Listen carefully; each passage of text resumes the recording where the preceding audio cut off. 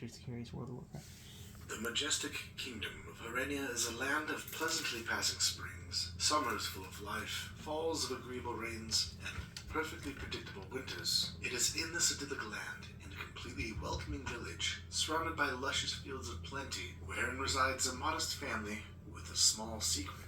A single family with a bit of a black sheep. A black bunny, actually. The child who grew up watching her many siblings play and mingle with the other families from afar, while the only time she was free to play in the caressing warmth of the sun was where the woods hid her from prying eyes. A pure black, deeper so than the mottled dark spots and patches among those with a dozen different shades of tans, browns, reddish tans, and all colors in between, their black-tipped ears and wintry white coats. An anomaly, something spoken of in so many little hushed voices that even her brothers and sisters were afraid to speak of her.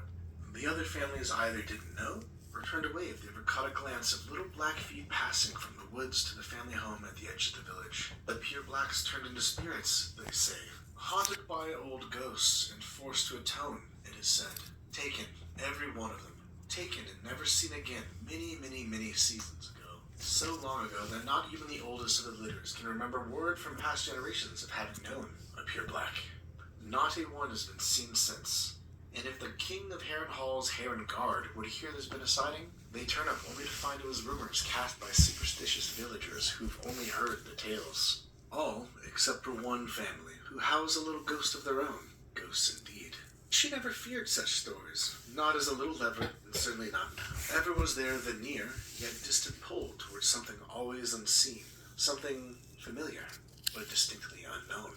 Something as close as the whiskers on her face, or the warmth flowing through her veins, yet as cold as a midwinter breeze and even more difficult to grab hold of. It was one day where she was finally able to firmly grasp this phantom feeling. Everyone in town was at a harvest celebration, and she was alone with a flickering candle, enjoying the music through a cracked window shutter from afar. Then it was upon her. Life welled up in her like nothing she'd felt before, blinded her with a wealth of colors she'd never known, added music to each dancing footfall that she felt had always meant to be there. For the first time in her life, she felt as if she had a true friend, as the colorful warmth took her delightfully by the hand and spun with her about the room, which now felt as large as the ballrooms of the lavish homes must be in the king's city of Harrenhold.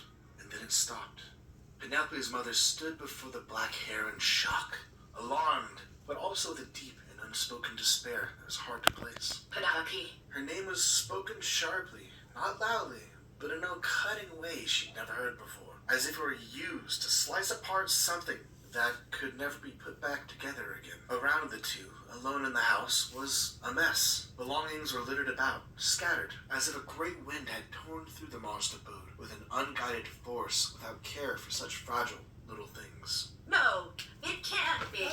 Downcast, lost in thought, in memory, somewhere Penelope had never seen them go before. Her mother's eyes rose up to meet hers. Clarity cast across the irises as if struck by a light beam of realization. But it's my friend, Mama. My friend. Can't you see? Penelope said sadly, barely a whisper. You mustn't. You cannot dance with the shadows. Don't you understand?